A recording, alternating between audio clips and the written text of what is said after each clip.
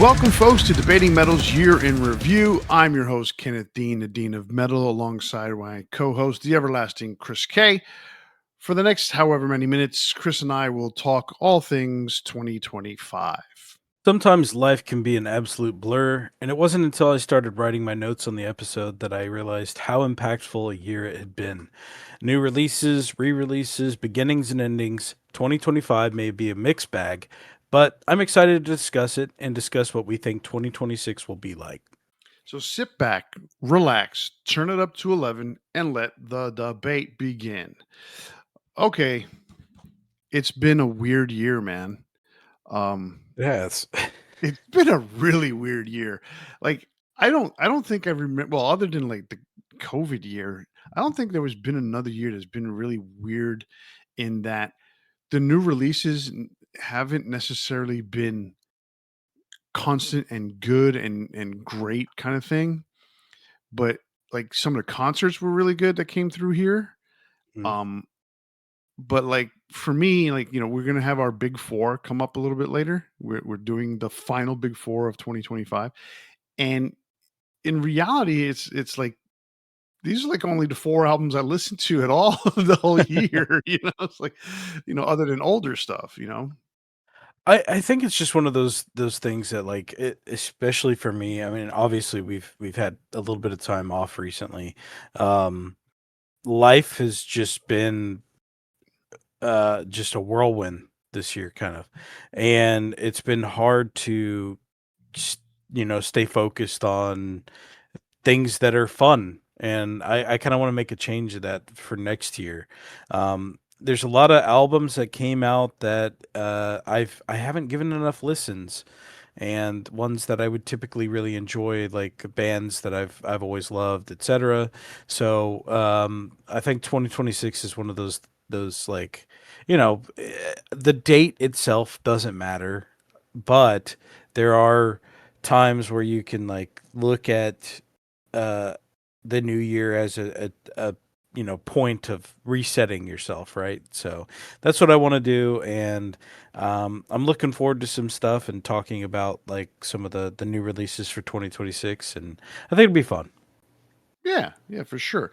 So to get this show started, basically, um, the format for this show is gonna be very similar to the shows that we've done in the past, where like 1986 we did, or I think it was 1983, where we talk about bands that formed, bands that disbanded, albums that came out, big events and stuff like that, and then we kind of go over what our favorite albums were. So I'm going to start off by talking about the notable bands that disbanded this year. And while there wasn't a whole lot of big names that disbanded, for me, there was one really notable band that stood out for me. Now, um, for the five bands I'm going to name right now, and you have yours, you can throw those in there when I'm done here. I saw Code Orange went on hiatus, and hiatus is one of those kind of keywords where we are not together, but we know we're going to get back together at some point, kind of thing. And it's not going to be this year or the following year, but it could be like in 2 years. It could be in 5 years. Who knows? So they're on hiatus. Bury Your Dead disbanded this year. Some 41 disbanded this year, and another band that went on a hiatus is Diamond Head. And for me, when you look at the reason why they're on hiatus, is one, because they weren't really a huge selling band. So I think it was Brian Tatler is with Zaxxon now.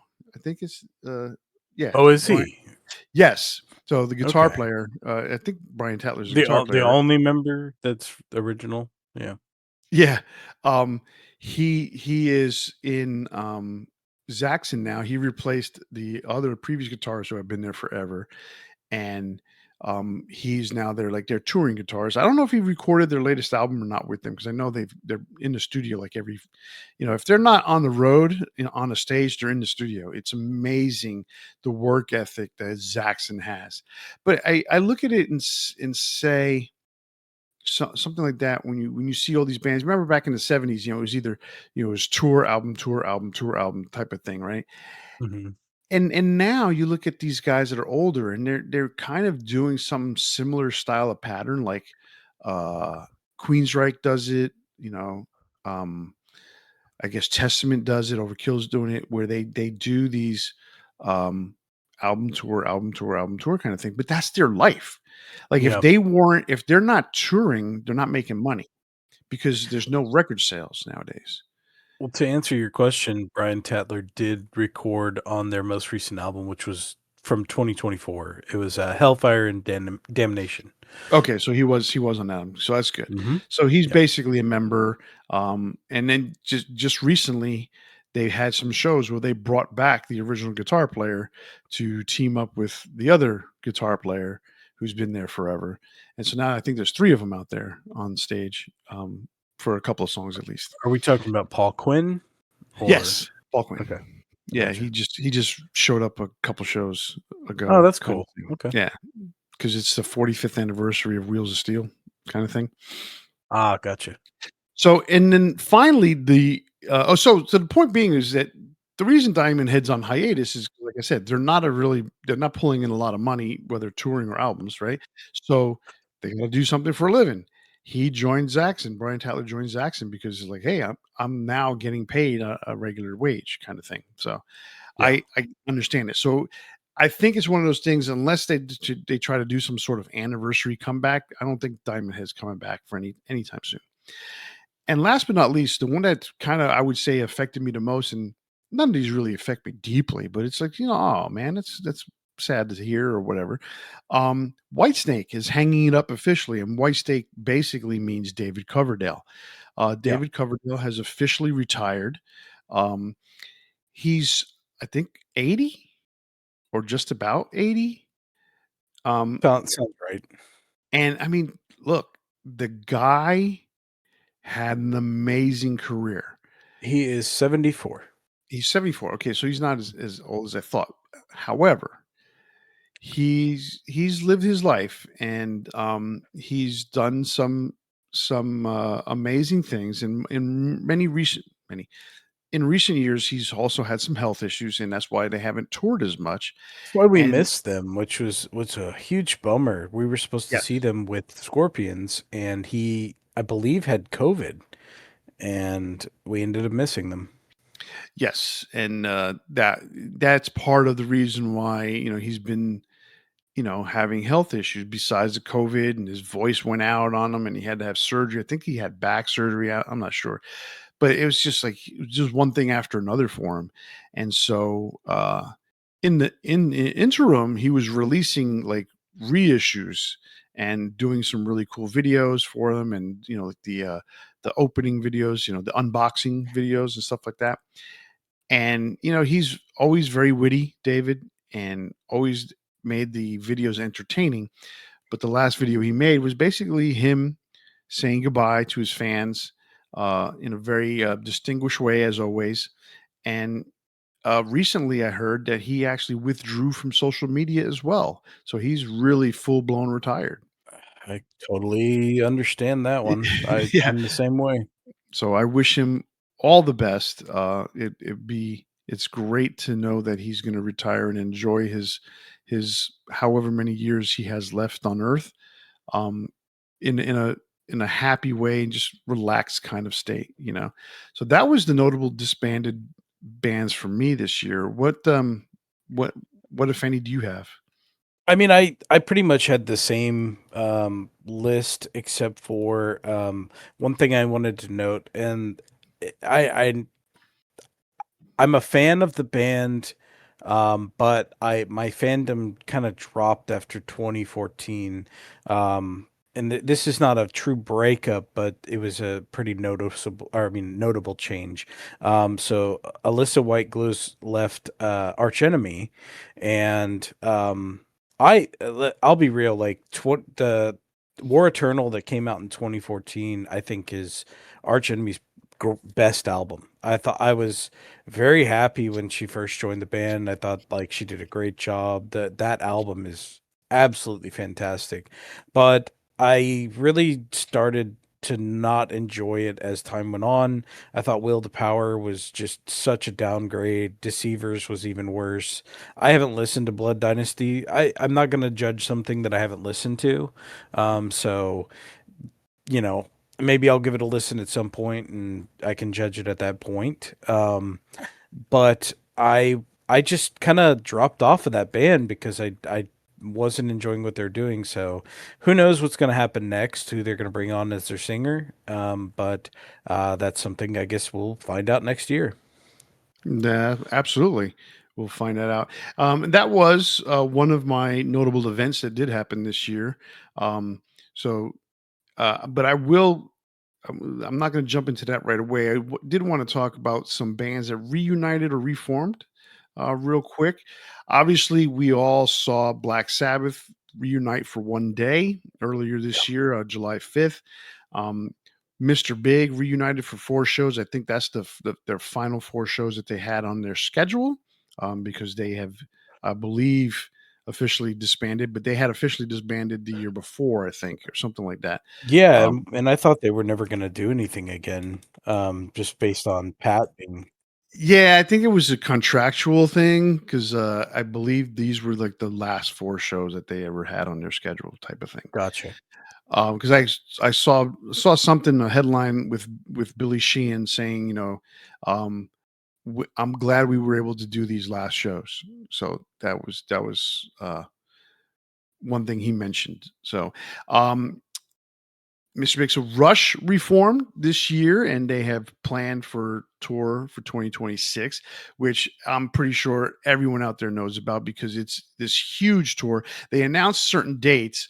This is the crazy thing about concert dates and stuff like that. And I look at these things from time to time, when I see a band that's not coming through Houston. Are there dates available in and around that date that they're not, that the date that they're playing in Texas?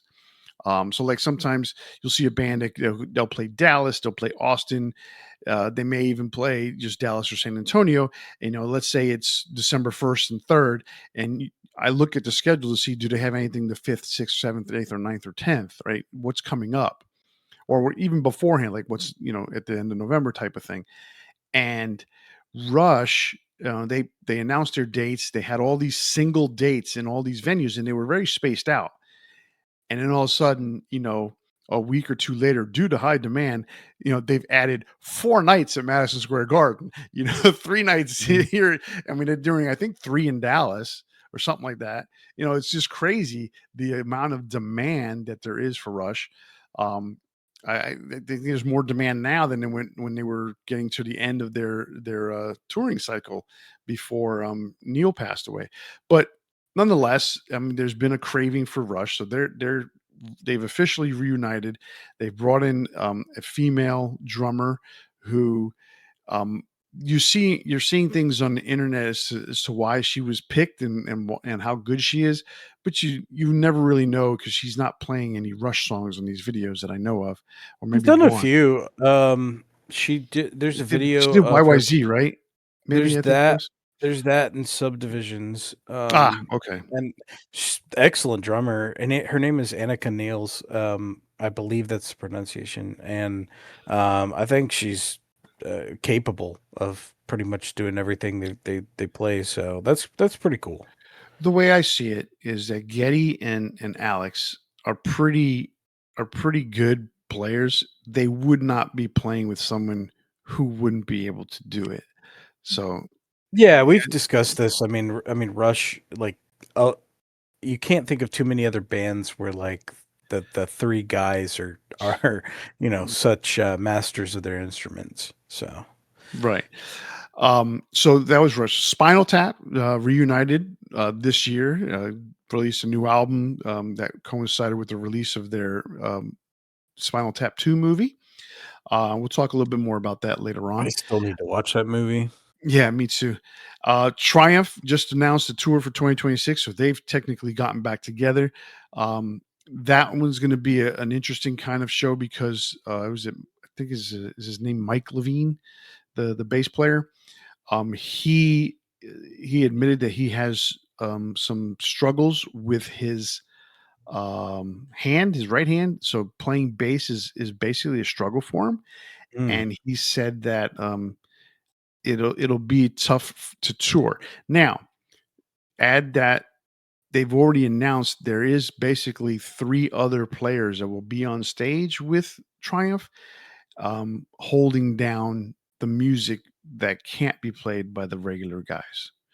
So that's an interesting way of doing it. But they're going out there um, and making themselves known. There's been a really big demand recently for Triumph to get back together, and they finally, for whatever you call it, finally caved in and decided mm, to get back together. Yeah, Mike Levine triumphs. It's a headline on Blabbermouth. Triumphs Mike Levine. I have a problem with my hand that precludes me from being able to really play well. So they're going to have somebody as a backup. Let me get into the article to explain who's playing. Um, Fitz and Kearns from the Conspirators, Miles Kennedy's band. Um, okay.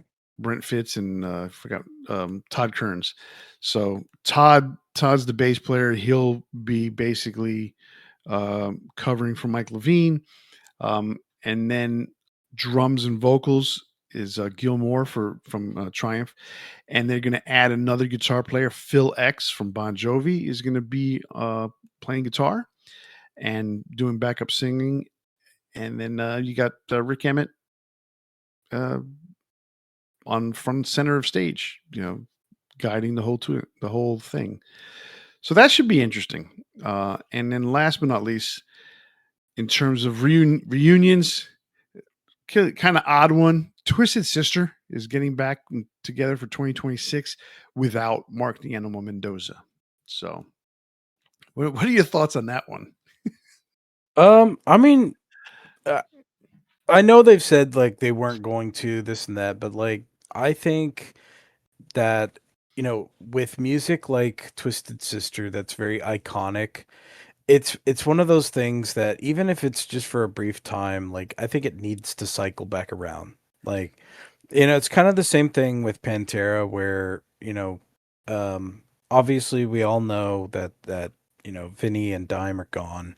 But it's such an experience to go and sit with, you know, thousands of fans that love the music and love the guys that are still here with us and like enjoy that experience. And so we only have so much time on this earth, and when a band like Twisted Sister gets back together and the fans can go enjoy that, like that's awesome. That's the way like it should be. And I get not wanting to go out there and not perform to the level that you once performed, or say for instance being tired of the music or whatever, but obviously it comes back around, and it's something that we all want to experience together and kind of relive. And it may not be perfect, it may not be the same thing, but it's a good feeling. So Yeah, it's interesting. I mean, I have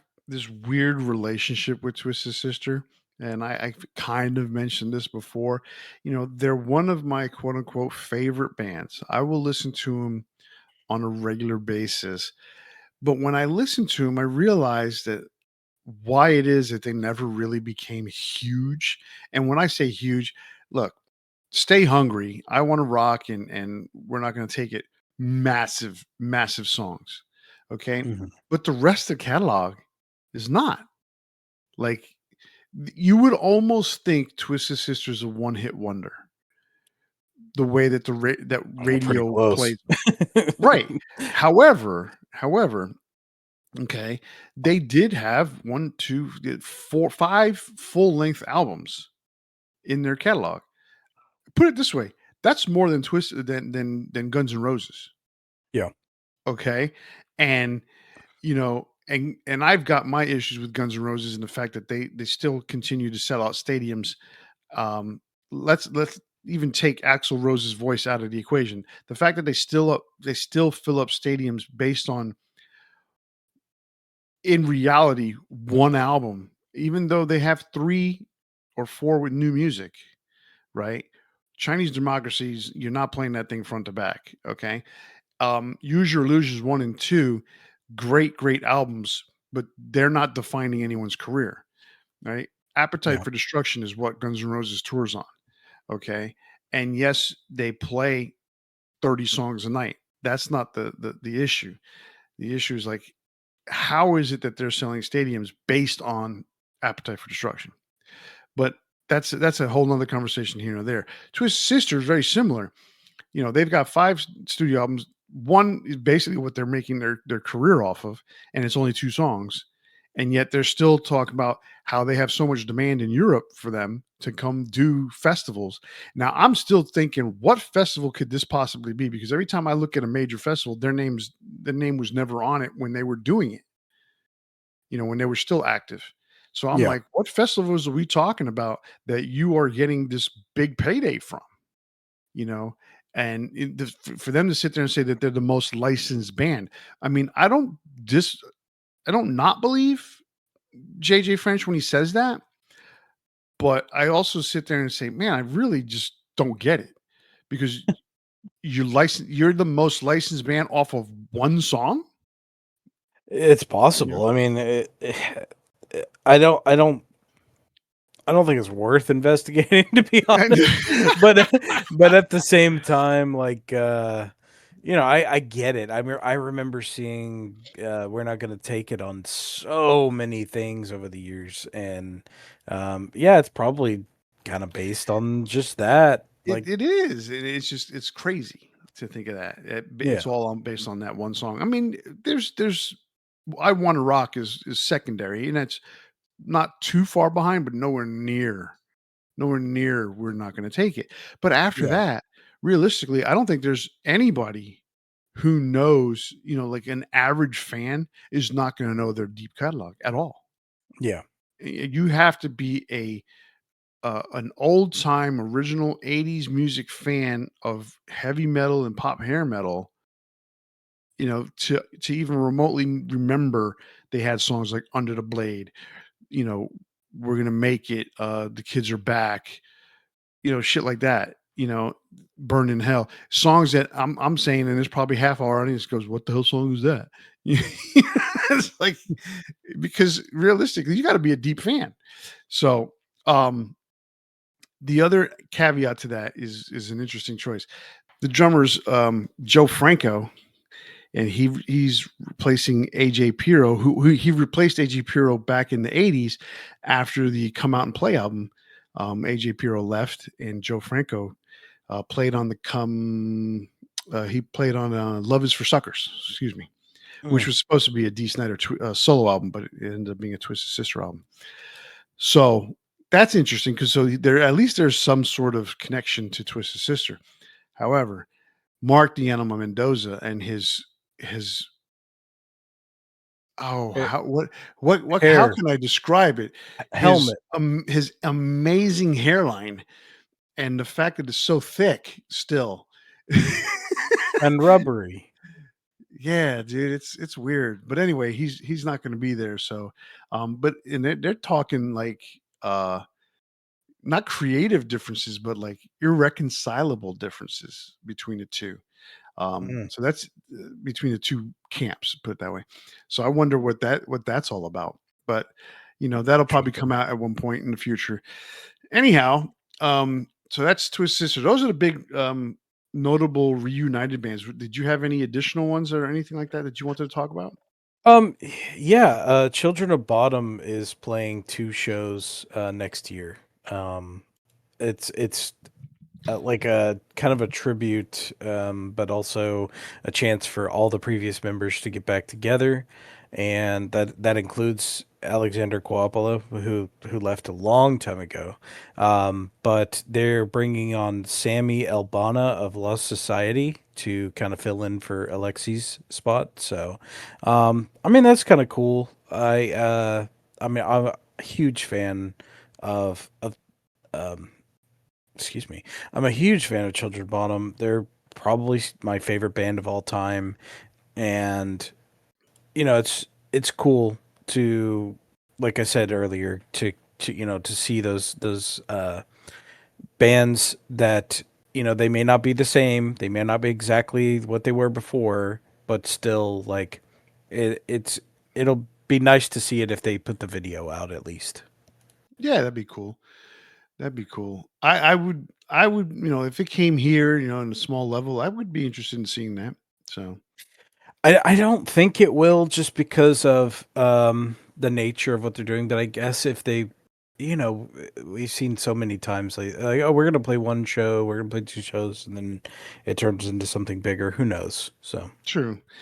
All right. So notable events. You mentioned one. Arch Enemy parted ways with Alyssa White Glues. Um, that was unexpected. It happened last month in November. That was kind of weird when I read that because it was funny. Uh, I saw her announce a solo album or something like that. And then the next thing I see is that she announces she's out, and I'm like, "Oh, interesting," But I'm not a huge Arch Enemy fan, so it really didn't affect me much in, in that regards.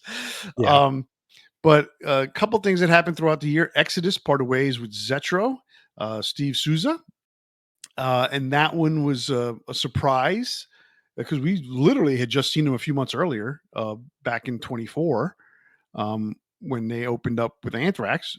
Was that in 24 or was that in 23? Man, I thought it was we had seen them towards the end of the year, something like that. Man, maybe I'm completely wrong. And I'll look at the set list to see the last time we saw Anthrax. Um, but that was a strange one because I did not expect that to happen. Oh, no, it was 23 that we saw, yeah, it's a Anthrax. while Holy back. crap, man.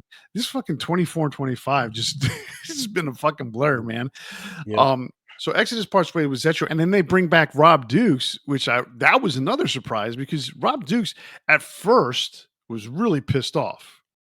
Now, I do know over the years in between when Zetro came back and left now, that Rob Dukes had done something in the background or had played one show or showed up at one show, something like that with them, kind of put things, like buried the hatchet with them or whatever. Because I know he was mad at Gary back in the day when he got fired. But hey, he's back in the band, and I think, quite honestly, I think they're better for it. I like Rob Duke's vocals much better than I like Steve's. I do That's a too. whole other conversation. Um, Mastodon parted ways with guitarist Brent Hines. Now we'll have a little bit more information on that in the next few minutes, but that was a surprise because then all of a sudden Brent Hines is literally just burying his former bandmates in different posts, talking about them being terrible people, which is ironic in kind of way we're going to talk about in a few minutes. Um, Back to the Beginning event took place July 5th. That was a massive event for everyone involved in heavy metal. I mean, I don't think there's been a bigger heavy metal event in ages than Back to the Beginning. And people could talk about, oh, it wasn't all heavy metal.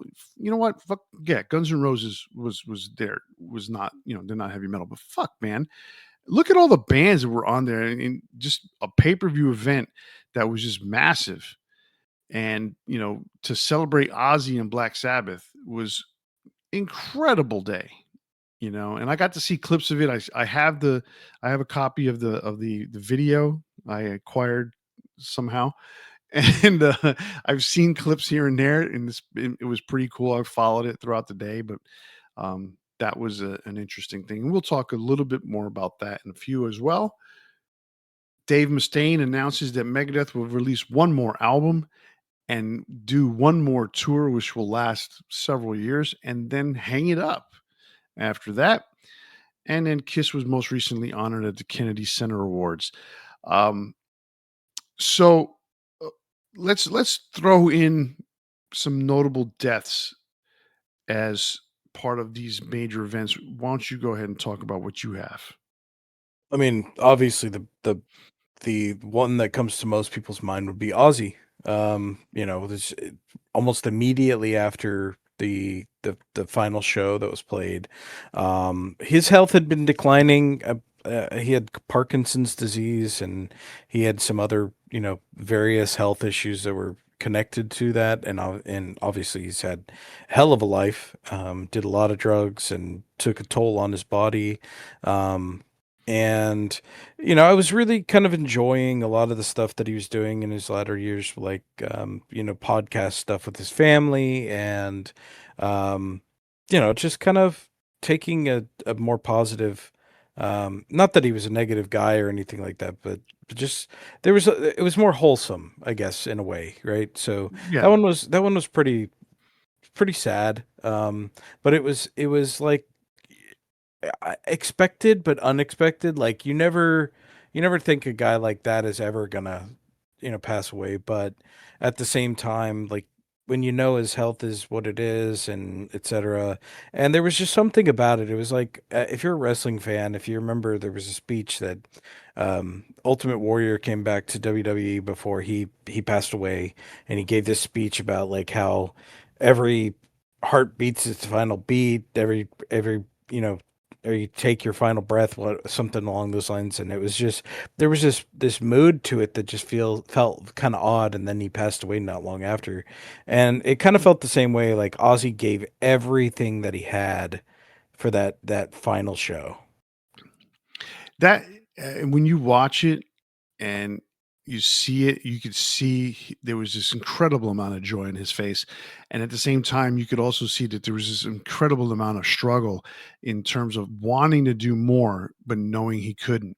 And it Hmm. was it was incredible to watch because he sounded pretty good, um, and he looked pretty good, but people hadn't really seen him in a long time, so it was interesting to see, and it was just an absolute, you know, pleasure to watch. Between the 5 songs that he did, I think it was for his Ozzy solo years, and then the 4 songs he did with Sabbath. I mean, that was it was pretty impressive.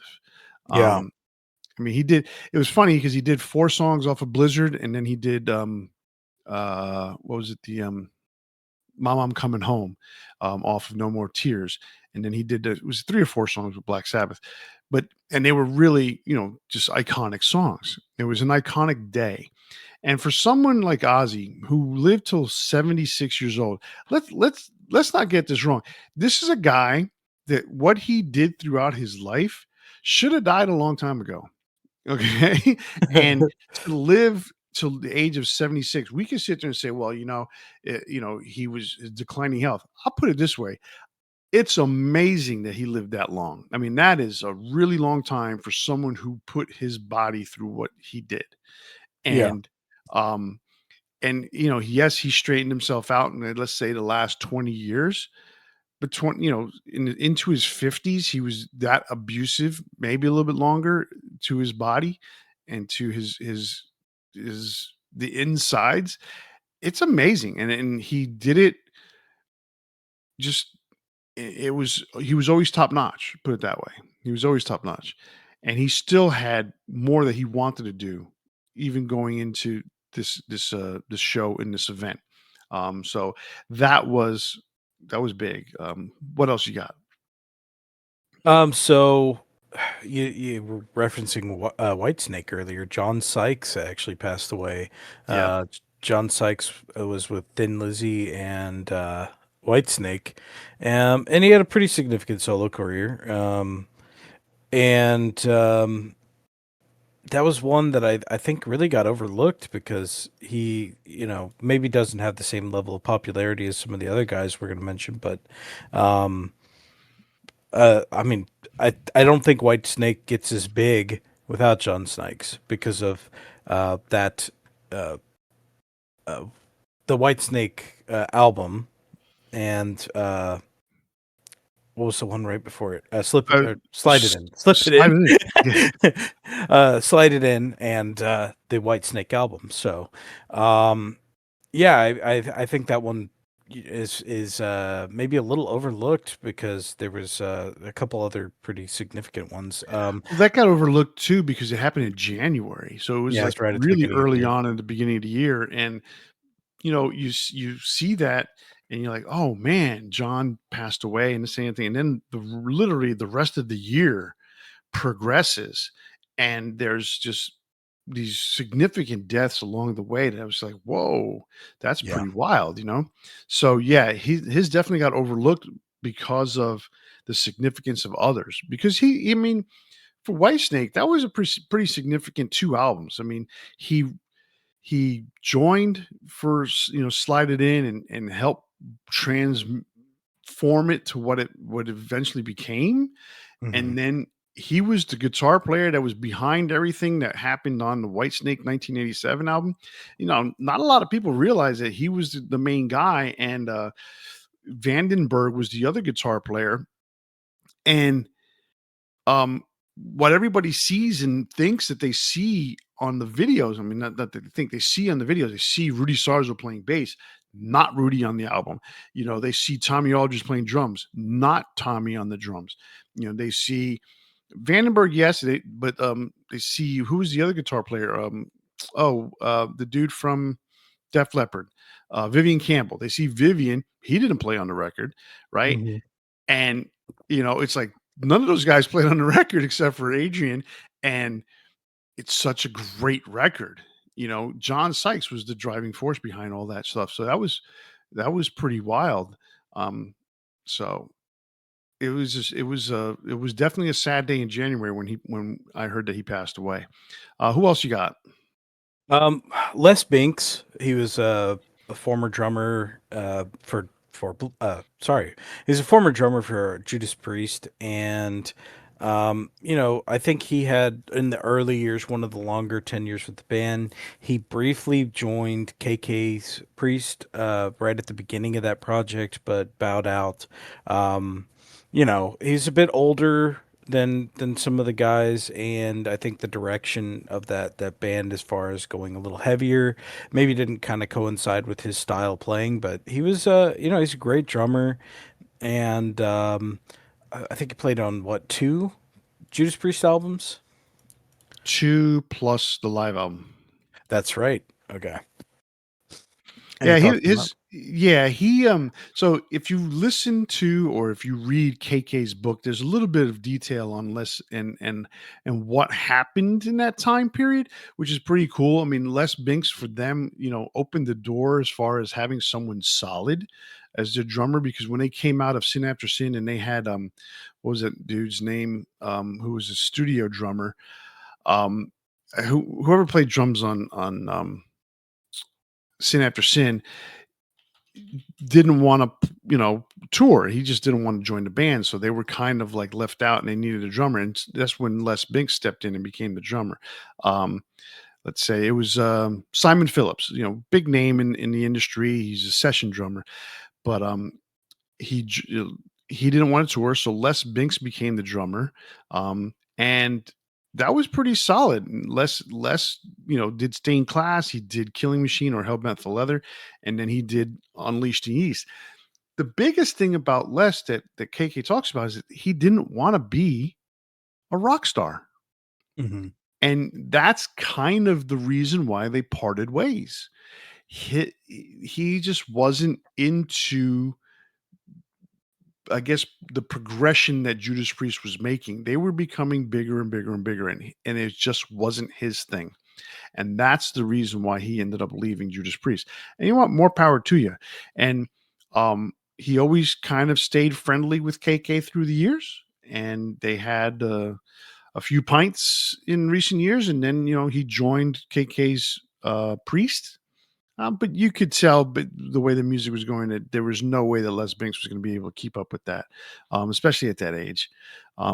And Yeah, shortly thereafter, I think KK released an album in 24, and shortly thereafter, it was Les Binks is, not part of the band anymore, whatever, and then Les Binks passed away in March. So that was an interesting one as well because he has so much history with Judas Priest.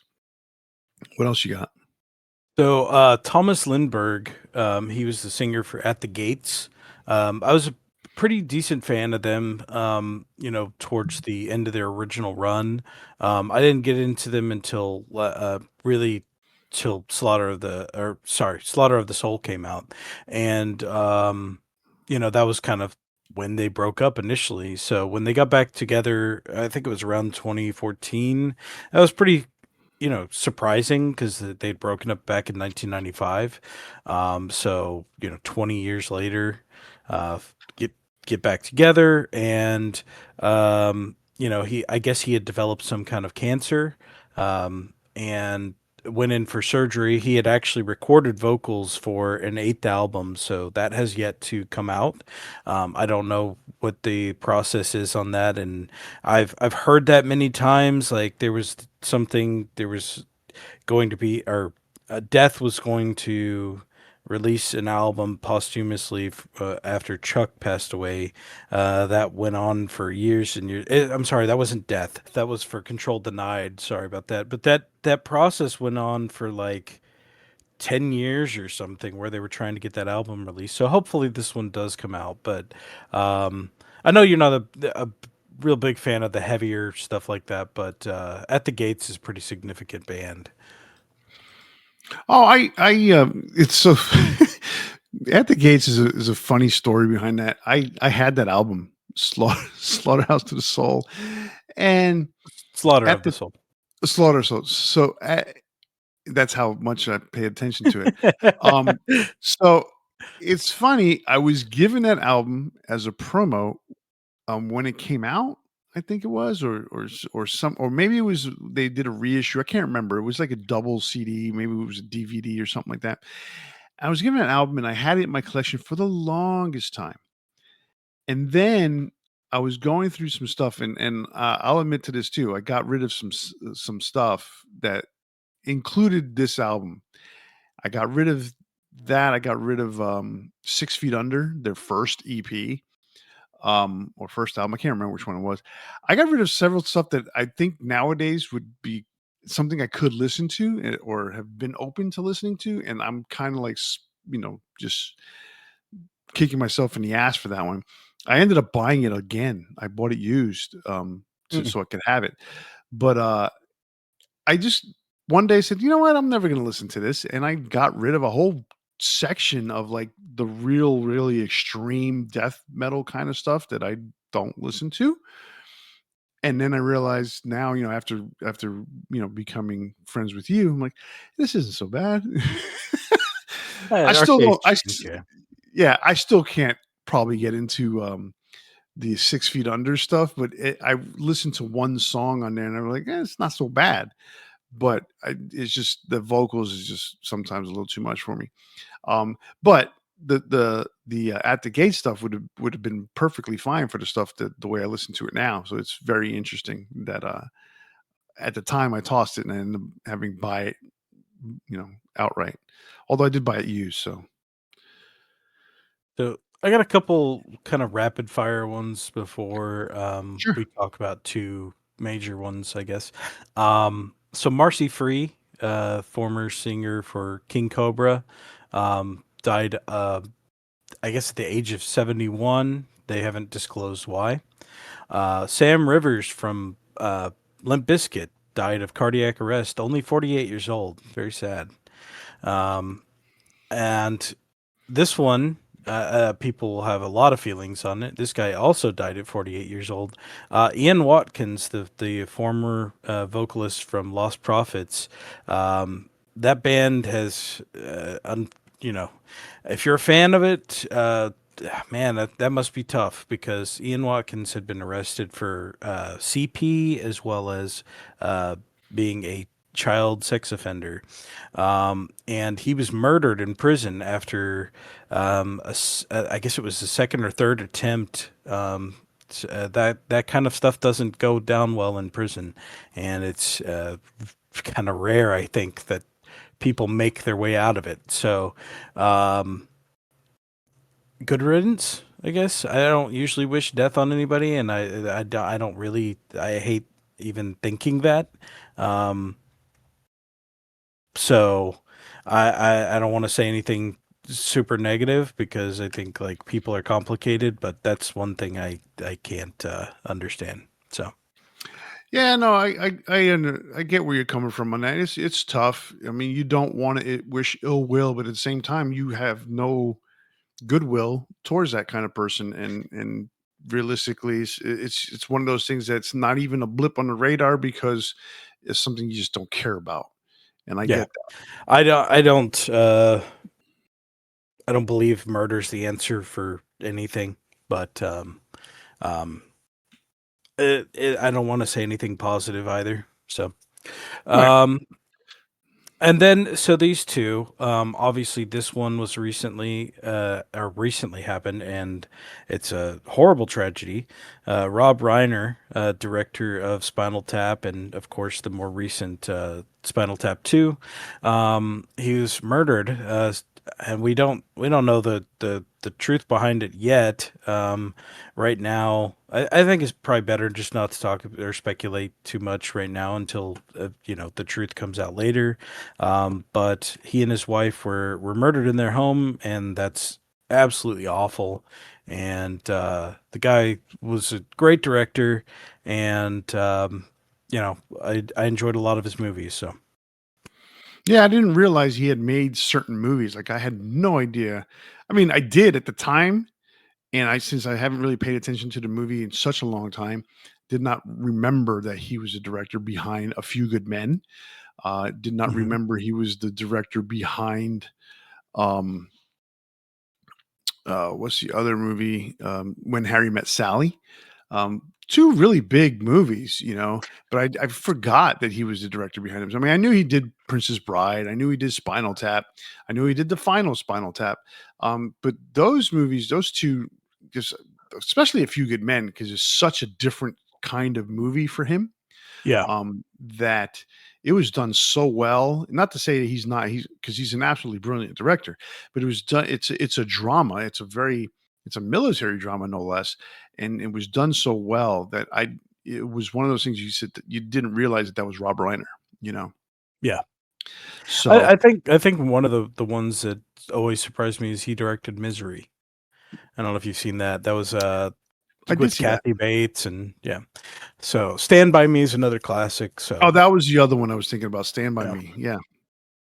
So a couple that I have, before we get into the real big one that happened towards the end of the year this year. Dave Jordan, producer for Alice in Chains, Anthrax, and Jane's Addiction, passed away in February. Great producer. He because of his association with um, Armored Saint, excuse me, because he also did Armored Saint. He did the Symbol of Salvation album. He was brought in to produce Anthrax's Sound of White Noise. So that's how that came together. Great producer. Um, Carl Cochran, former guitar player for Ace Frehley and Jolene Turner. He passed away in February as well. We talked about Les Binks. Roy Thomas Baker, another producer who produced Queen and Ozzy and Journey. Most notably, he produced Queen's Bohemian Rhapsody and the Night at the Opera album. Um, and then you mentioned Sam Rivers. Another one is Paul Mario Day, one of the original vocalists for Iron Maiden. He passed away this year as well. And I had mentioned earlier that I was going to talk about this. Brent Hines from Mastodon was killed in a traffic accident, we put it that way. And the reason why it's kind of notable to me is because it earlier in the year, as I mentioned, he left Mastodon and then goes into ripping his teammates, his bandmates as awful people. Now, I don't understand that because if you're with a band for 20 years plus and all of a sudden you just walk away from them and you just start ripping them a new one left and right and every kind of post is possible. I mean, there's obviously a bitterness there. Yeah. And where that bitterness comes from, we don't know. As fans, we don't know. Maybe there's, bigger fans that might have more insight. I'm not the biggest Mastodon fan, so I can't really talk about it in that regards. But it was a surprise to see that he had just ripping every other post that I was reading on Blabbermouth was something Brent Hines said about his former bandmates, and then the next thing you see, he gets into a car accident or a traffic accident. I think he was on a bike or something like that, and he gets killed. And it's like, whoa, that is, and I said earlier, ironic. It's not really ironic. It's just kind of like it's just strange to Yeah. me. So the word ironic was ill used earlier in the episode. Um, it's just so weird that it happened where he's just coming out. He leaves the band, comes out, rips him a new one, and then gets killed. Um, Almost seemed like there was something that was off with him. I guess you want to say like you know, as a lot of people say nowadays as a joke, he was off his meds. We don't know if he was on meds or not. I don't want to elaborate on that at all. It's just, but every time there's something wrong with somebody, someone goes, "Well, he's off his meds." You know what? Yeah, yeah, the You term, know, not the accusation, I get Yeah, it. exactly. It's not an accusation. I think, sir. It's just one of those terms when someone's not themselves, and See, so it's a shame, maybe I'll never get my dream of seeing, Mastodon, on a headline tour with Mammoth, with Cage the Elephant opening. big, nice. All the big giant elephant bands. All right, and then you mentioned Sam Rivers. I mentioned that. So the last one that you have left to speak about is what now?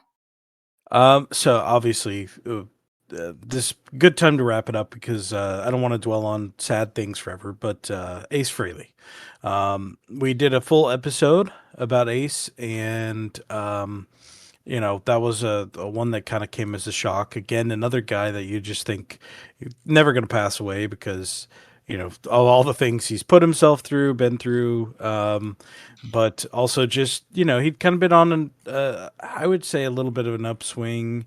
Obviously, had his own health problems. You'd seen some recent videos of him playing that, he'd slowed down and his health was clearly affecting his ability to play as well as he once had. But that being said, came as a shocker, and he's I guess since um, Eric Carr, probably the biggest passing of a member of Kiss. So that's for a band that's been around as long as they have. Like everybody's still relatively healthy and around, so at least there's that. Yeah, I mean, in association with Kiss, there's only been two deaths as far as band members are concerned: Mhm. Eric Carr and Mark St. John. Oh, that's Um, true, yeah. and Mark St. John was one of these weird ones that he was in and out of the band so fast, Yeah, you don't and really think about it in the same way. yeah, he played on the album but never toured, even though he was supposed to be on the tour and actually showed up at the shows but couldn't play. Yep. Bruce Kulick was the one who played those shows. So his passing when it did come was kind of like not a complete surprise because he had that disease with his hands. Um, so it was one of those things where it's like, oh, okay. And then of course the tragic one was Eric Carr passing, and then now Ace Frehley, obviously being an original member of Kiss, was Yeah. very tragic. But yes, so Ace, we had the episode, so we've already talked a lot about that. So let's get on to 2025, some of the albums, and just talk about. I think better for anything because there wasn't so many albums. We have a big four of our big four albums for 2025. Let's talk about the concerts we went to. So, I think the first one we went to this year was Metallica, correct? Yes, and that's the crazy thing, dude. That was the first show that we went to this year, and that was in June, or was that July? Yeah, is one of the 2, and usually we don't, go that long without going to a show. Um, but I mean, it yeah, was June 14th, so it was wild. it was, the largest concert I've ever been to. Because I've been to a lot of concerts, but typically they're not, a stadium of that magnitude. Metallica has their a round stage that they can kind of walk around and go, to different places and let everybody see them. It is interesting watching it from, we weren't up front, we were seated a little bit higher, and it was interesting to see. It was crazy because even before the show started, like I don't see people do the wave too much anymore, that kind of stuff. especially at a concert. Um, but they like the whole entire audience was doing the wave. It was crazy. It was just I have a video recording of it. It's pretty interesting. But everybody was into it, and they opened with Suicidal Tendencies, and then Pantera, and I think that was you know probably the biggest dichotomy of like I'm just not a fan of Suicidal Tendencies. Just I actually hate to say this, but I did doze off during their performance. Um, and then like really enjoyed Pantera and really enjoyed Metallica. So what'd you think? Well, Metallica's my favorite band. So, I of course enjoyed it tremendously.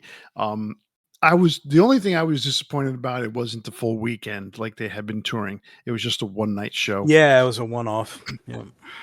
But other than that, I mean, great show. The set list was good. Um, for what it's worth, I mean, they're not going to play every song that I like, but they did play, Creeping Death. They opened it up with that song, and that's my favorite Metallica song. They did play If Darkness Had a Sun, which I really enjoy off the new album.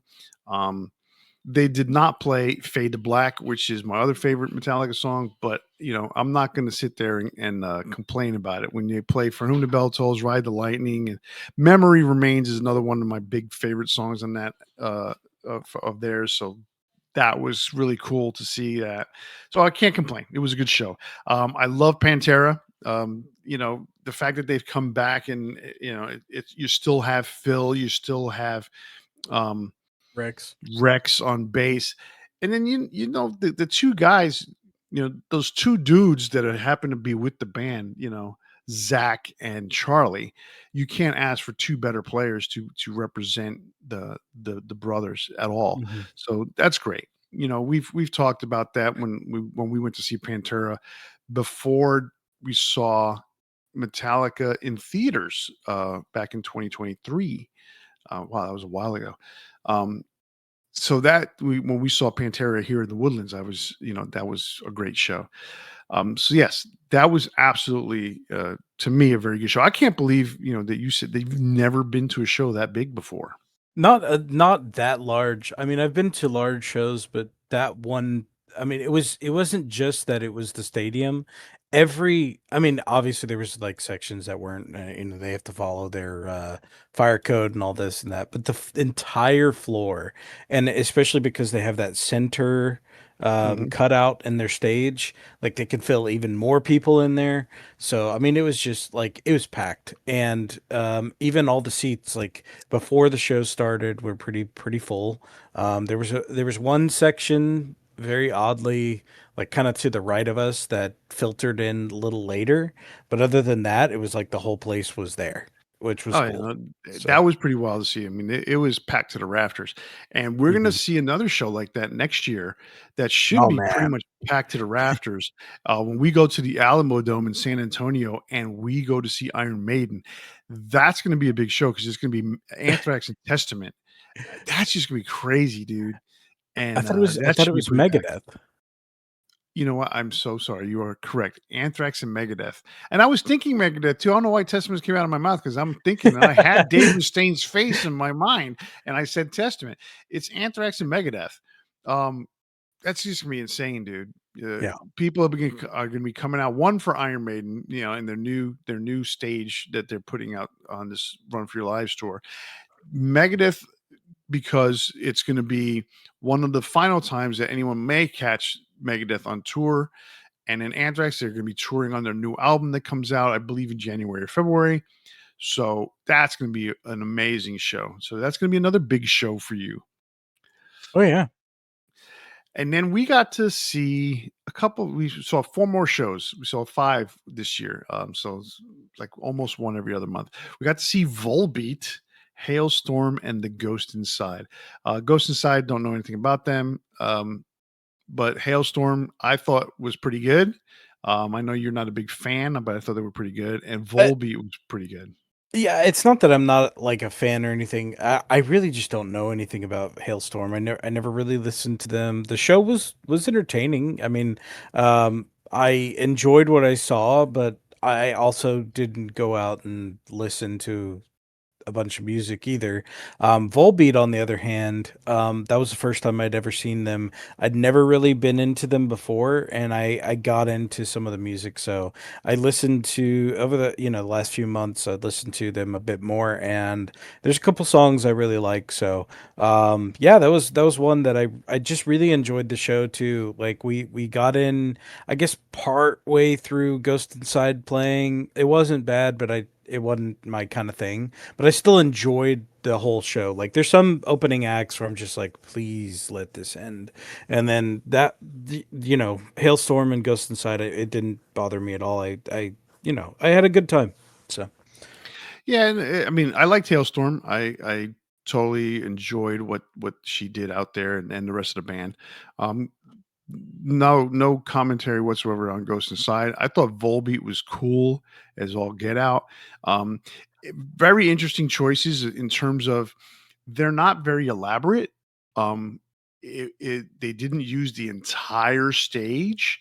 It was very curious with the way that they handled their staging and their production, but yet still very good. I'll put it yeah. that way. Um, and it was very simple, um, and they're very entertaining for what they are, like, heavy metal Elvis is the way you can really best describe them. So it was really cool. Or heavy metal rockabilly, if you want to look at it that way, because that's really the basis of their sound. Very similar to Motorhead, except Motorhead was Lemmy in it was a different sound, but that's the way they played the same style of music. It was relatively just old style rock and roll. Yeah, All right. I really enjoyed it. It was a lot of fun.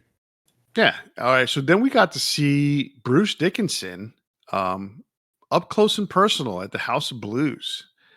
Dude, that was so cool. Yeah, that was a great show. Um I mean, being that close, we talked about it when we came out of the Queensrÿche show recently. We'll talk about that in a minute. But when we came out, it's just being that close in these intimate venues. There's such a different dynamic when it comes to seeing these guys, and I know he requested that we not shoot video and we not take pictures and not have our phones in our faces. But man, when I'm that close to an artist or I'm that close to a musician that just I enjoy thoroughly, I want to take pictures because I want to be able to capture that moment in time where I was there enjoying myself. And so regardless of what he was asking for, I still I still took pictures with Bruce. Um, and it's incredible. I mean, he put on such a good show and I mean, there was probably one or two songs that I wish he would have played, but for the most part, the set list was pretty good. yeah, and what was the Iron Maiden song that he played? Flash of the Blade. That's right. It was very cool. Like yeah, I mean, I wish he would have played more stuff off of Accident of Birth or whatever, but like, it was a great show. I have no complaints. No, none Um whatsoever. so the next show that we went to was one that I never thought I would get to see was Cavalera with Fear Factory and the Heraklion. I don't even give a shit. They would they just there are some I can't even call them young because they're older dudes. They weren't old. No, they were pretty young. They were You think the they were pretty young? Oh yeah, yeah. The Okay. They're not as anyway, young as Nemesis though. no, but they were still pretty young. Okay. But yeah, that wasn't really my thing, and I am not a Fear Factory guy at all. But Cavalera playing Chaos AD, holy shit! Like never thought I would get to see that.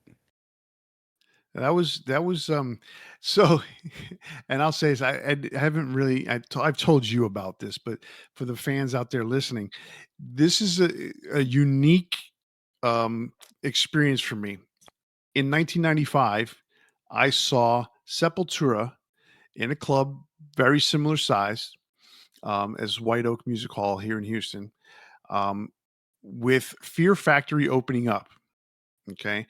It was one of the craziest concerts I'd ever been to as far as Sepultura was concerned. Because as soon as the heartbeat started in the first song, Refuse Resist, and they went into that chord, just the intro chords of that, the beginning of the song, the place went nuts. The place went absolutely fucking nuts.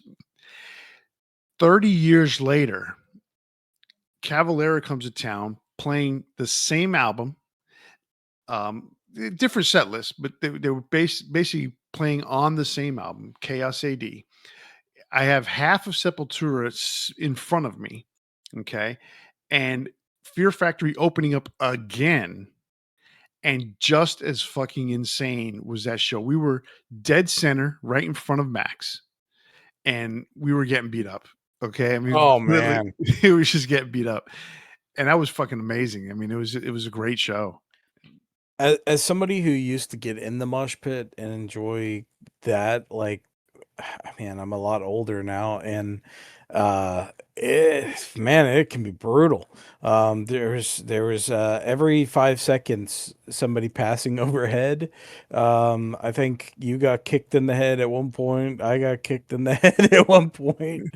Um, man, not the most violent show that I've been to. I mean, obviously, I have a cracked rib from a Megadeth show, but it was pretty close.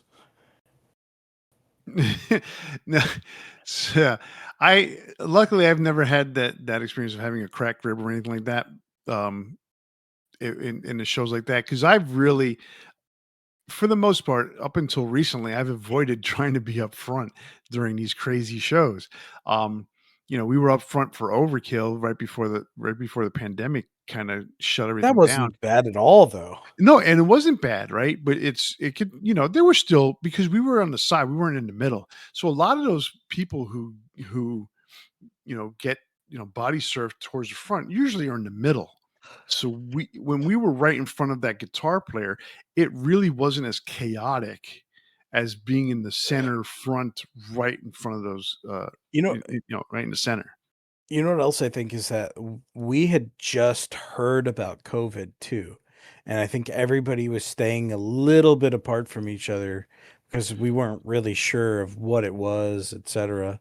And that show wasn't as bad. Like, I think everybody was afraid to get sick because we had just heard about this thing, and so it could have been more so, but I don't know, man. Like, that Megadeth show that I went to, you went to the same show. It was one with Children of Bottom opening. Man, that Yeah, was I was that standing was more in the back. brutal. Oh, I was right up front. I was directly up front. I was on the rail, and that's what caused my rib to crack. But I got hit from behind right when the show started, like when Megadeth started, and it was like everybody was just like trying to rush forward because the pit started like a second into the show. Oh Um, yeah, I mean, very similar to my experience when I saw Anthrax in 1987 on the Among the Living tour. So yeah, they have Celtic Frost and Exodus open up for them, and I had no problem. The crowd was a little smaller, um, and I had no problem. I was up close. I'm like thinking to myself, man, this is really cool spot to stand and watch the show. And Anthrax comes on, and because right after Exodus got off, then the crowd starts coming in, or something. It's pretty full on the floor. And mhm. this was a theater, so they had a big floor area, but at the same time, they had seats that were attached to the floor, like an old movie theater. But they had like the whole floor area was what they called the orchestra section, and so that's where I was. And as soon as Anthrax came out, and they got into their first, fast chords, because you had the whole intro, and everyone was like, the lights are low and everyone was going crazy, and there's no cameras or phones at the time. So everyone's cheering. And then as soon as those first chords hit, I can't remember what song it was. Dude, I literally got floated all the way to the back. I don't know how I went from the front to the back, but somehow I just made my way to the back, and I think I never touched the ground because there's so many people, just bodies flying everywhere, but I wasn't involved in the mosh pit. Mm. So, to speak of a completely different experience, we go from Cavalera in November or October, excuse me, and we go to see Queensryche just 2 weeks ago, right? Queensryche with Yeah. Accept opening up, and I sat or I stood dead center. You were right next to me, and other than you, maybe once in a while bouncing into me, no one touched me the whole night. So it was a completely different experience, but still very good experience. Yeah, it's a lot more mature audience, I guess. Are you saying that we're um, old? yeah. Um, so yeah, it was. I mean, that's the fourth time I've seen them, I think, and yeah, really enjoyed the show. It was a little bit older set list. You know, some stuff that I think you probably enjoyed more than I did, because I do like the newer stuff with Todd La Torre. Um, but um, but yeah, it was a lot of fun. It was a good set list. Yeah, I'm a fan from back in the EP days, so I am an old time Queensrÿche fan, and the set list. I mean, I mentioned it to you.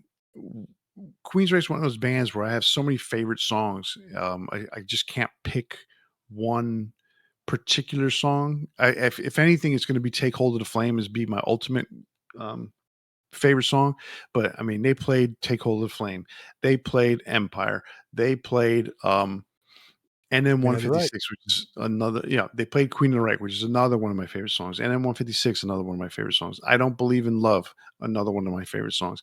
So it's like everything they're playing. I mean, I was so disappointed that I didn't get to see them last year during the Hell's Heroes festival that they hold here in Houston, because they were playing only the stuff from the EP and only stuff from the Warning.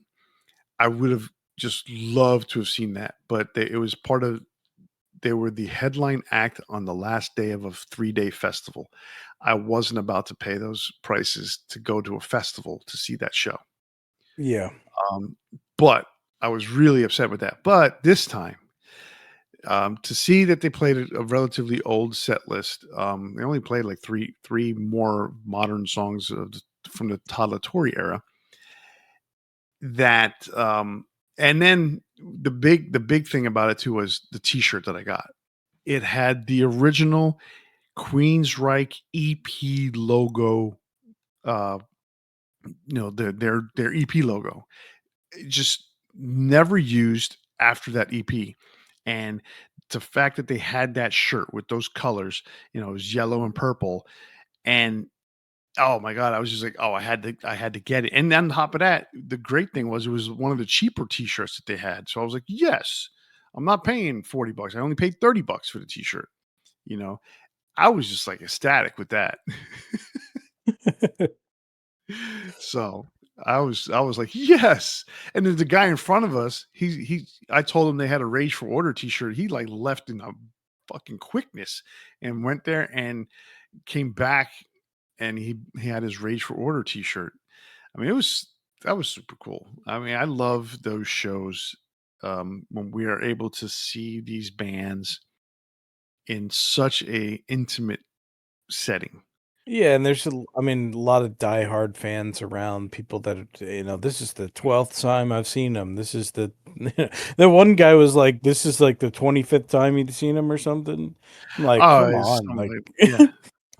Well, I mean, that was my 12th time seeing Queensryche, so it's yeah. not you know Oh, I'm out of not the saying it ordinary. in a bad way. Like, I'm No, I just like, know. damn, 'Cause, like, dude, there's people seen. I mean, I know people who've seen Metallica 30 something times, 40 something times. That's crazy to me to yeah, think of yeah, that. But you know, I'm in double digits with with four bands: Anthrax, Iron Maiden, Metallica, and Queensryche.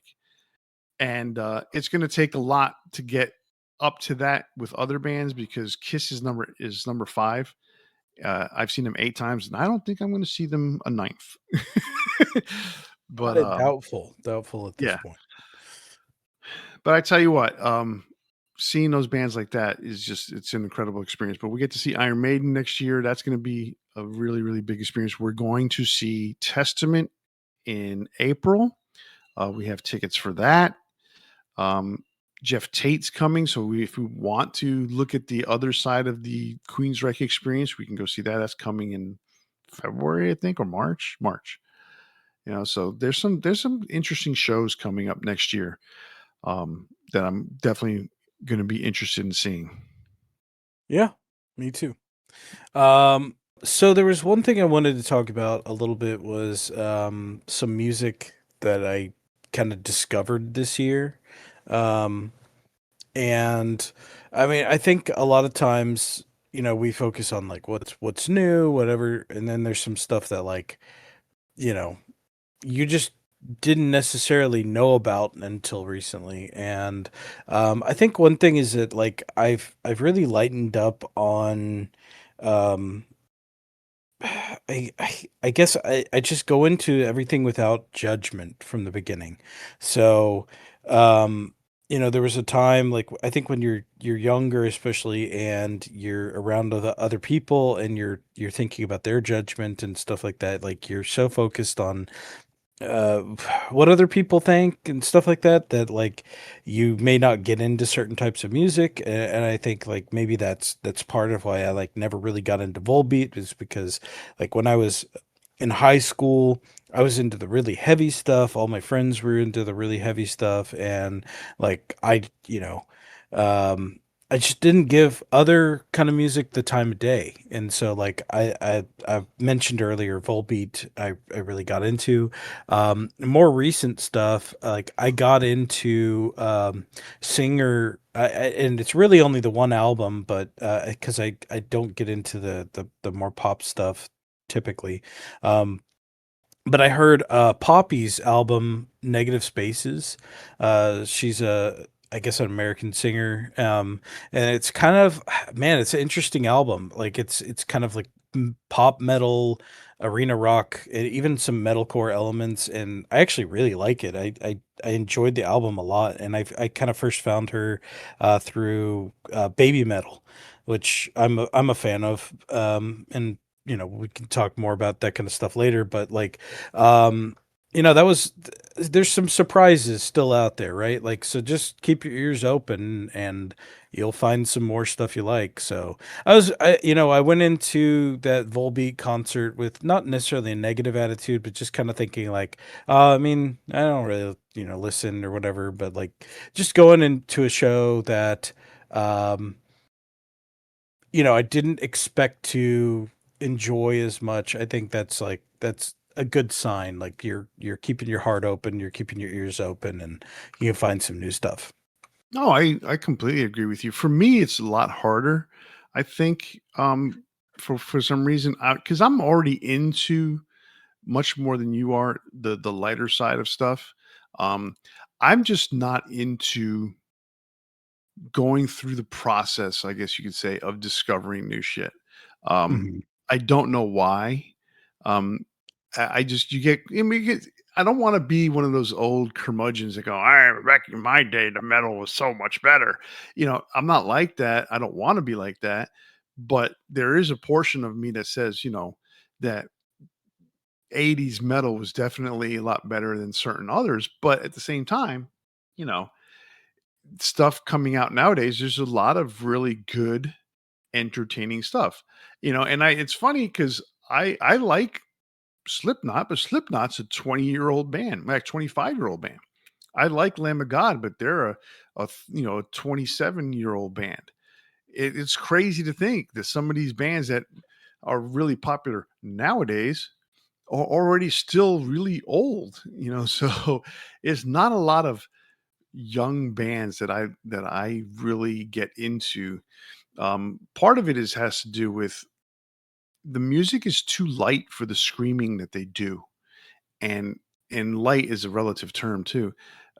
It's so weird to me to have all that yelling and screaming and such a high pitch, and then you have this really like light, clean vocal, and the music is heavy. It's just it's weird. It's not. I'm not totally into it. So uh, it's tough for me personally to expand in a certain direction.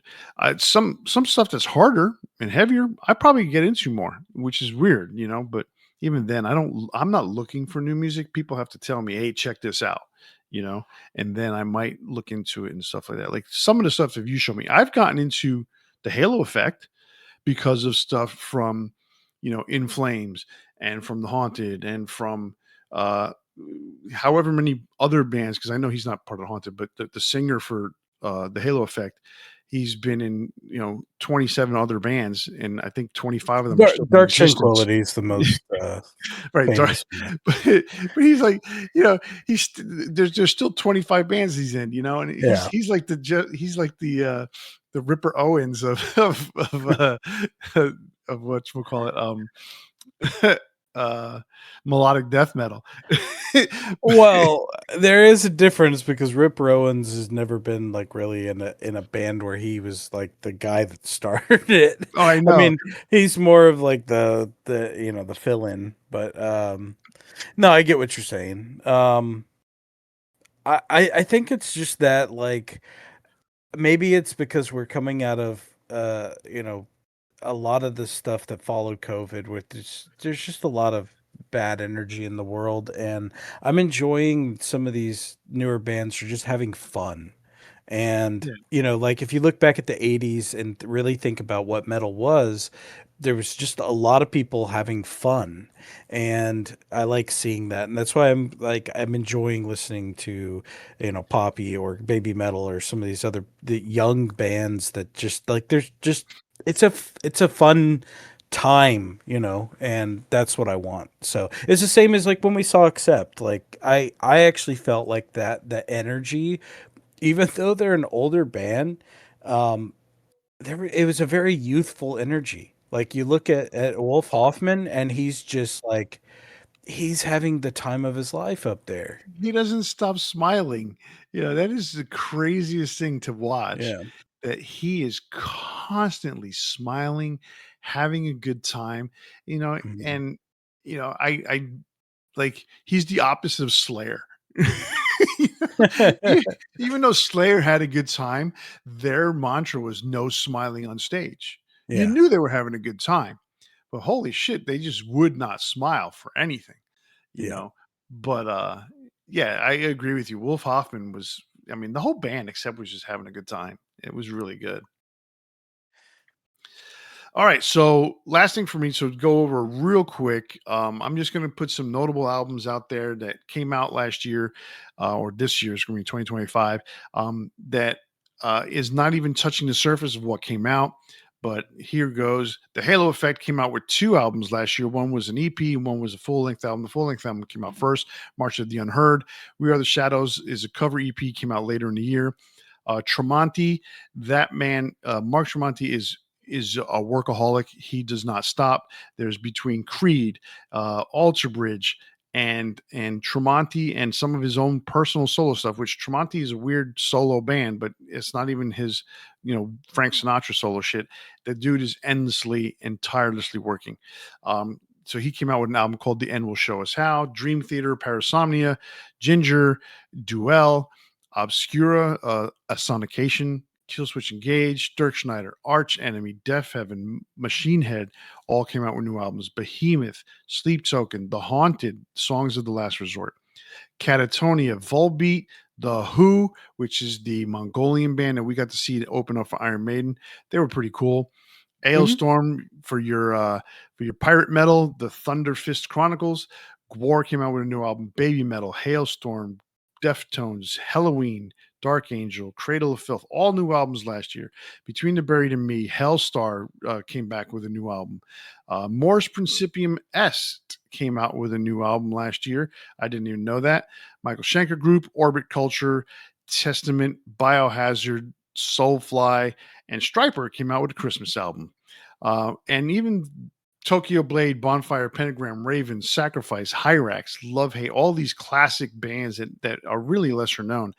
The Darkness, Benediction, LA Guns, Sirith Ungol, Jack Star, Vader, and Sodom, all new albums last year. So there's a lot to pick from. I don't think there was really any major standouts except for the four that we're probably going to talk about for the big four, which is coming up in a minute. That is most of the albums, or a lot of albums that came out in 2025. There's still a lot more that came out. And there's a couple albums that I would say are my most anticipated for next year. So there's a lot that are in the works and that have been mentioned, like they're in the studio or working on projects, but there's nothing formally announced. So I'm just going to go with the ones that are formally announced. Alter Bridge has a self-titled album coming out next year. We're both big fans, and I will. That's one band that anytime that they come, I will probably make the time to go see. Creator has a new album, Crushers of the World. Always been a big fan of Creator. Megadeth, obviously, we mentioned earlier, they have their self titled album, which is supposedly going to be their final album. And, so far, I think the only other thing is Poppy. I just mentioned her a bit ago.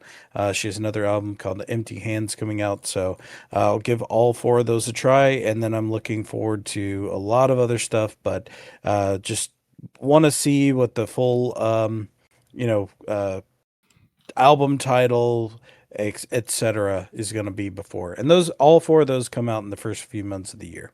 Right, that's exactly true. And one album that is, they haven't announced a title, they haven't announced a release date, but it was announced yesterday that it has been finished.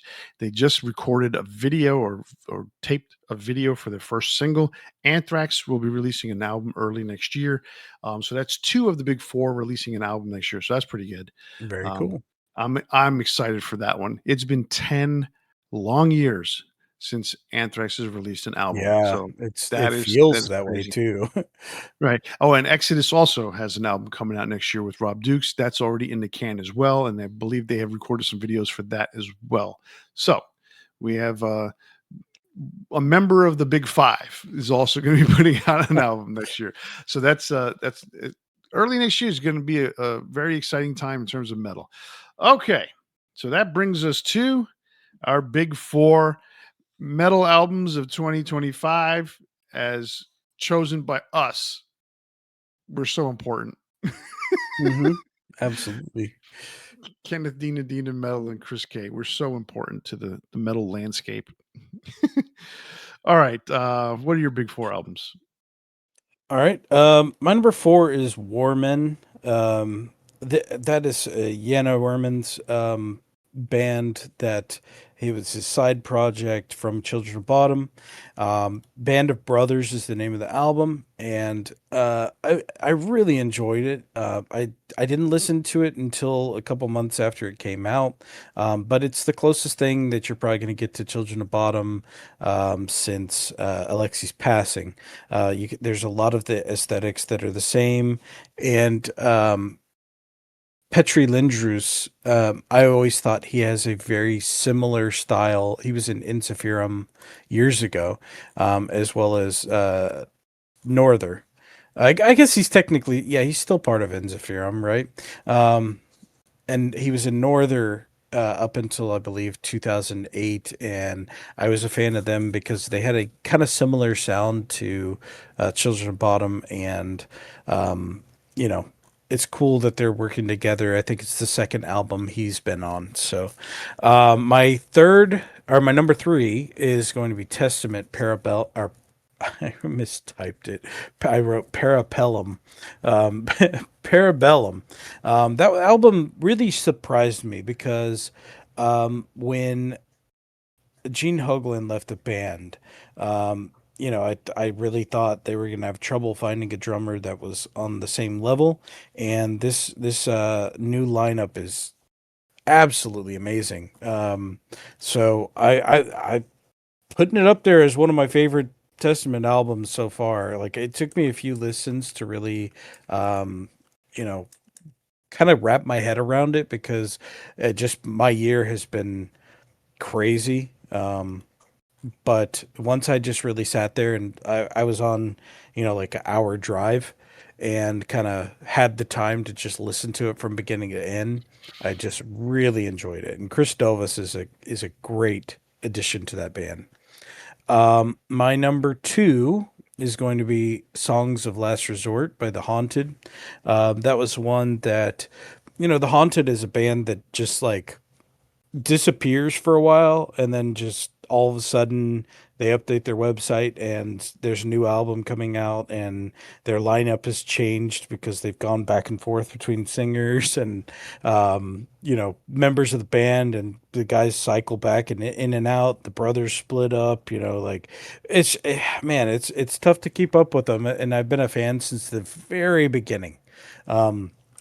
But this album, I think, has really good production, which I was excited about because, like, I'm not necessarily a production guy, but like, I want the album to sound good.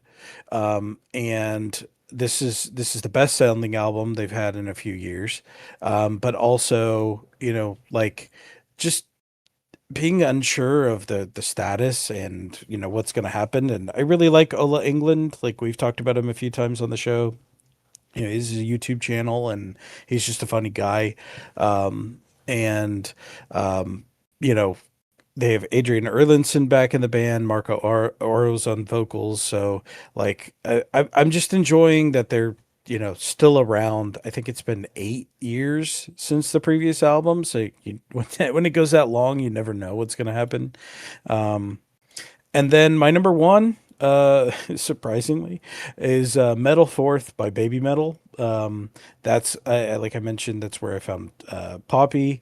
So they did it's like a big collaboration because it's not just the group and um, it's the current lineup because they added one of the girls to the group. They all go by it's Sue Metal, Moa Metal, and Momo Metal. And it's kind of the gimmick is they just take their first name and just add metal, and they kind of started as a silly thing because it was like they were all pretty young and it was just like really kind of gimmicky for Japanese culture, but at the same time, like they've really embraced it, and it's just a fun show. Like I've watched some concerts and stuff like that, but also like just the music's fun, right? And so they did s- uh, several collaborations on this album with Poppy, Electric Cowboy, Slaughter to Prevail, Bloodywood, Polyphia, Spirit Box, and Tom Morello. And it's the album's a lot of fun, and yeah, I'm just kind of looking forward to what they're doing next because like even the leader of the group, her name is Sue. She is actually writing more of the music now, and she's like really embraced that whole thing, and yeah, it's just a lot of fun. So I'm looking forward to more fun and metal music next year. I'm hoping at least. Cool, cool. That was not an expected. Well, once I saw the list that the Haunted was on there, then I said, "Oh, yeah, it's probably going to be on his big four." But I did not expect the two of the others um, to be on your big four. But then again, you always surprise me with your big four for the most part. All right, so my big four albums of 2025. Number four, The Halo Effect, March of the Unheard. Um, it's just one of those albums that I've gotten, because of you, I've gotten into so many different melodic death metal bands that um, I've gotten used to it so much now. And so when I heard the Halo Effect the first time, I'm like, this is pretty cool. It's almost when if you really listen to it, it sounds to me, you've got this death metal vocal style, and the music is not that deathy, and the music is not that fast, and the music is not that heavy per se. Mhm. I think the sound of it makes it heavier because it's very, like in you're in a minor keys, and it's you're talking about low notes and stuff like that. But as far as the song itself is concerned, it's not really that deathy or even that heavy. It's just the vocals make it that way. So that's something that I like about the album. That it's still got some really good melodic elements, and then you've got some really good music behind it. So production is kind of mushy, but that's what a lot of that stuff is starting to sound like lately. So when you get good produced albums, then is when it kind of stands out. Number three for me, Kill Switch Engage, This Consequence. Um, I have never been the biggest Killswitch fan, but this album's just listening to it a little bit again this morning just to kind of remind myself. I was like, it starts off with a bang, dude. It doesn't stop for like four songs. It's just like one after the other after the other. I'm like, oh, it's pretty intense. Um, and then I happen to catch on Spotify, they do now where you can they'll play the video. So you listen to the song, and there's a little button on the left hand side that says watch video. And when you click on that, it actually catches the video at the same spot in which you're listening to the song. It's really cool. Hmm. And so now you get to see these videos that they've produced along with these the songs. And so one of them was I wouldn't say it was a lyric video, but it had the lyrics in it. So it may have been just a straight lyric video, but there was some other stuff, other footage with it.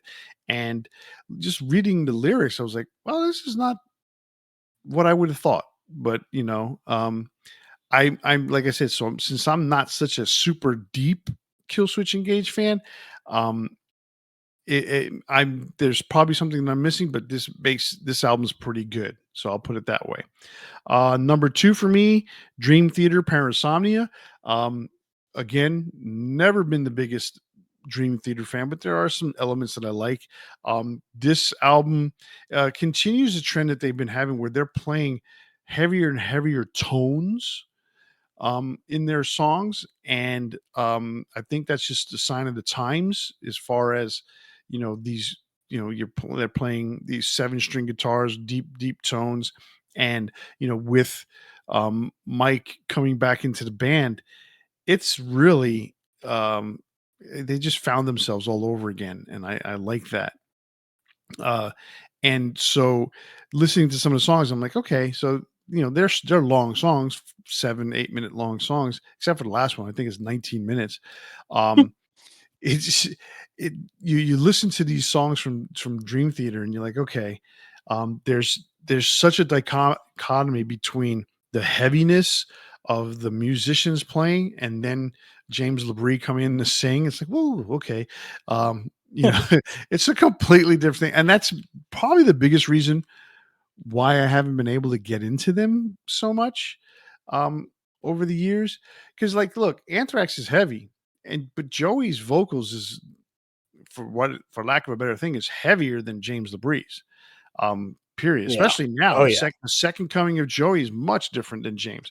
But there was one song I listened to where they're playing, and the tone of the rhythm is deep, and but they start playing the guitar solo, and they start playing some of the riffs, and it's like uh this is all like higher pitched notes like on the other end of the scale. I'm like, is it really?